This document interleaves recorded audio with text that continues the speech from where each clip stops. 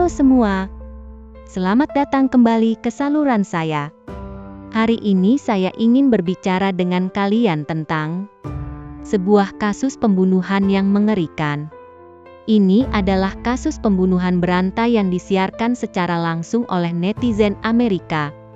Hanya karena sebuah kartun, sebuah koin yang menentukan hidup atau mati, seorang pemuda yang perlahan kehilangan kendali, menghubungkan sebuah tragedi berdarah.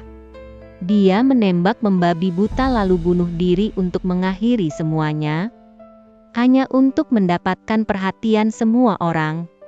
Lalu, bagaimana semua ini terjadi? Penyiar rumahan berusia 24 tahun ini menyiarkan langsung sepanjang waktu. Netizen Amerika yang berkali-kali mengumumkan rencana kejahatannya. Mengapa begitu sombong? Selanjutnya, mari kita kembali ke tahun 2017. Bersama-sama menyelami awal dan akhir kasus ini. Tanggal 8 Juni tahun 2017, lewat pukul 1 pagi. Di supermarket Weis di Eaton, Pennsylvania, Amerika Serikat. Terjadi penembakan yang mengerikan. Dalam waktu hanya 10 menit. 4 karyawan yang sedang menata barang ditembak tanpa peringatan. 3 orang tewas seketika. 1 orang terluka parah. Dan pelaku penembakan, sebelum polisi tiba, menembak dirinya sendiri hingga tewas.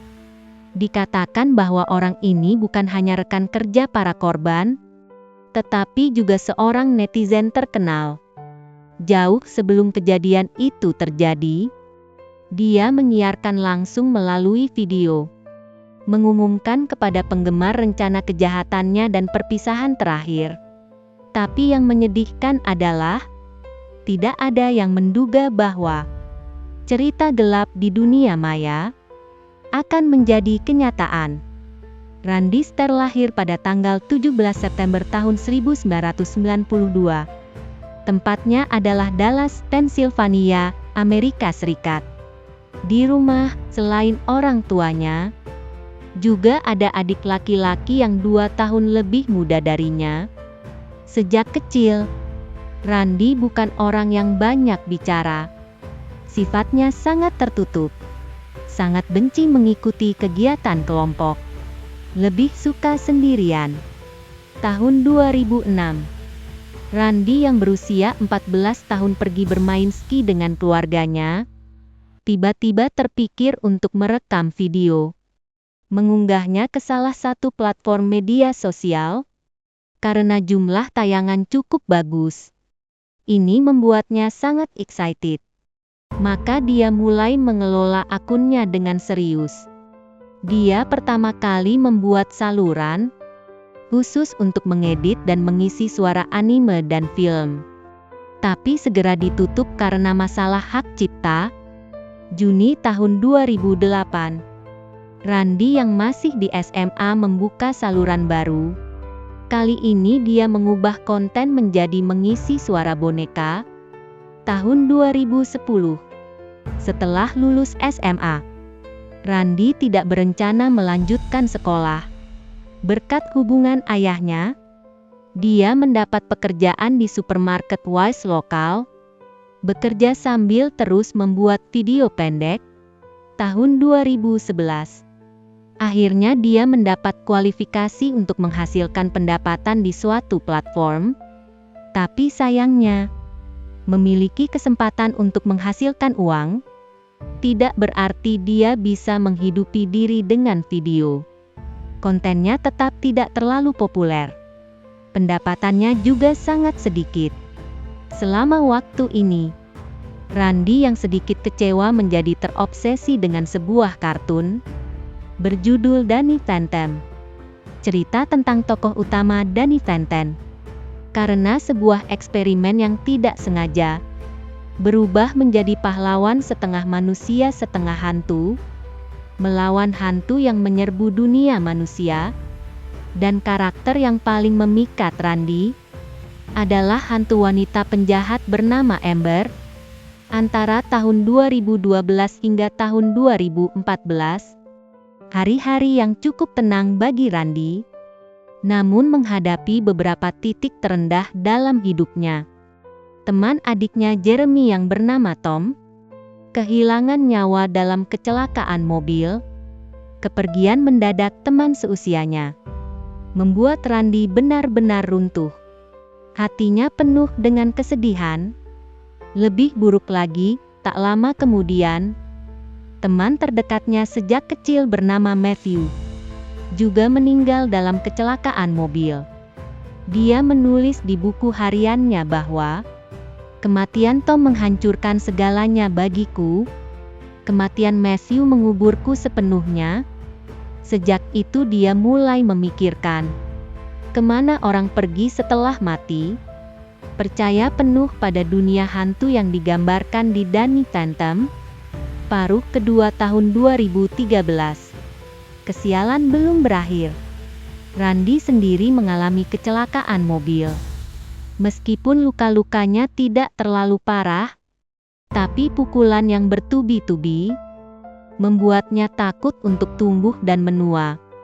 Bahkan merasa dia tidak akan hidup sampai usia 30. Dia mulai membenci hari-hari yang berulang, merasa hidup tidak ada harapan sama sekali. Dia menulis di buku hariannya dengan perasaan, "Saya sama sekali tidak bisa membayangkan hidup sampai 60-70 tahun. Itu sama sekali tidak mungkin. Saya tidak mengerti bagaimana orang lain bisa bertahan, bangun pagi untuk bekerja setiap hari, pulang ke rumah dan mengulangi hal kemarin, tahun demi tahun. Puluhan tahun menatap diri sendiri di cermin. Masih kenal siapa itu?" Akhir tahun 2014, Randy yang sangat membutuhkan penghiburan jiwa, ketertarikannya pada Amber mencapai puncaknya. Dia langsung menutup akun video lamanya, terjun sepenuhnya ke dalam pembuatan anime, juga merancang banyak karakter kartun seperti Amber, menamakan mereka tim jiwa Amber, juga membuka akun sosial untuk setiap karakter. Baginya, antara dia dan Amber ada resonansi jiwa. Dia yakin setelah mati akan menjadi hantu wanita seperti Amber, bahkan merasa dia sama sekali tidak termasuk di bumi. Hanya dengan mati dia bisa kembali ke dirinya yang sejati. Randy saat ini sudah mulai merencanakan untuk meninggalkan dunia ini. Tahun 2016, dia di akun media sosialnya merilis video yang cukup aneh. Dia berkata, "Seberapa baik kamu mengenal diri sendiri? Coba berdiri di depan cermin. Tatap diri sendiri selama beberapa menit. Masih mengenali orang itu?" Saat ini Randy sudah terjebak dalam delusi berat. Tidak bisa membedakan kenyataan dari hayalan. Tidak hanya itu, sejak masa SMA, dia merasa gendernya salah, merasa dirinya memiliki jiwa perempuan, tapi terperangkap dalam tubuh laki-laki. Saat tidak ada orang di rumah, dia diam-diam memakai baju ayahnya. Dia menulis di buku hariannya bahwa, "Jiwa saya perempuan, tapi saya harus menggunakan tubuh laki-laki ini untuk menyelesaikan misi saya. Tubuh ini membuat saya semakin tidak nyaman. Maaf, ayah dan ibu. Saya bukan laki-laki. Tapi tidak ada yang perlu saya sesali." Randy saat ini berubah total. Dari pendiam dan tertutup menjadi murung dan suram. Dia muak dengan pekerjaan di supermarket, tapi dia harus mengandalkannya untuk hidup. Dia suka membuat video, tapi meski berusaha keras, tak ada yang menonton. Lebih buruk lagi, dia mulai mempelajari penembakan sekolah Columbine tahun 1999. Itu salah satu tragedi sekolah terburuk di Amerika. Dua pemuda bernama Eric dan Dylan membawa senjata dan bom ke sekolah. membunuh 15 orang dan melukai 24 orang. Akhirnya bunuh diri untuk mengakhiri semuanya. Setelah Randy memahami ini, merasa jiwanya memiliki hubungan tertentu dengan Eric, bahkan berpikir untuk menirunya. April tahun 2017, yaitu 44 hari sebelum kejadian, Randy membeli 2 senapan Mossberg 500. Juga merekam video latihan menembak di halaman rumahnya. Di video dia memakai kaos seperti milik Eric. Dia membeli 3 kaos seperti itu sekaligus. Juga menulis di buku hariannya, "Saya anggota tim jiwa. Tahun 2017 adalah waktu saya pulang. Di sanalah tempat saya. Saya tidak gila atau sakit. Saya adalah saya." Dia juga mengeluh bahwa, "Saya sudah menyiapkan begitu banyak, meninggalkan begitu banyak petunjuk. Tapi orang tua saya sama sekali tidak menyadari."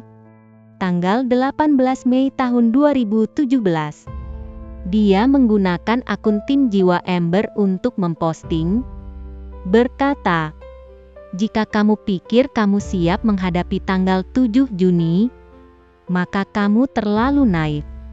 Dia menggunakan kata-kata ini untuk mengisyaratkan waktu kejahatan. Tanggal 21 Mei, dia memposting lagi, "Tinggal 17 hari. Sudah kamu tandai di kalender?" Tanggal 24 Mei, dia menggunakan akun anggota tim MCKEN untuk menulis, "Andrew hanya terjebak di antara dua dunia. Tak ada yang bisa memahaminya." Andrew adalah nama online Randy. Lalu mengapa dia memilih supermarket Wise untuk beraksi? Apakah dia punya masalah dengan rekan kerja yang menjadi korban? Tanggal 30 Mei tahun 2017, Randy merilis video lagi, menggunakan lempar koin untuk menentukan lokasi kejahatan. Kepala berarti di rumah. Ekor berarti supermarket. Hasilnya menunjuk ke supermarket.